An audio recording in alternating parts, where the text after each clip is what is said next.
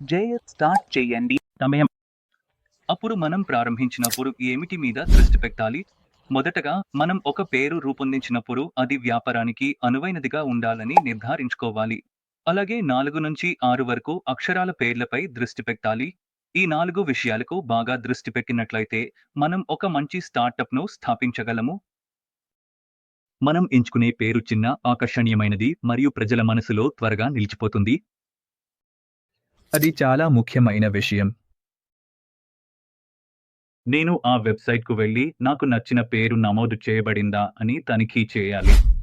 నేను 2 వాణిజ్య గుర్తింపులను తనిఖీ చేయాలి. మేము క్రింద చూపిన కంపెనీకి వెళ్ళాము. జేసన్‌లో నమోదు చేయబడిందా తనిఖీ చేయాలి.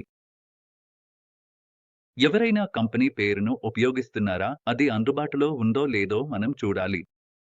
పేరు నమోదు చేసుకోవడంలో సహాయం అవసరమైతే వ్యాఖ్యానించండి. ఇది ఒక స్టార్టప్ సంస్థ. నేను మార్గదర్శకాలను అందిస్తున్నాను.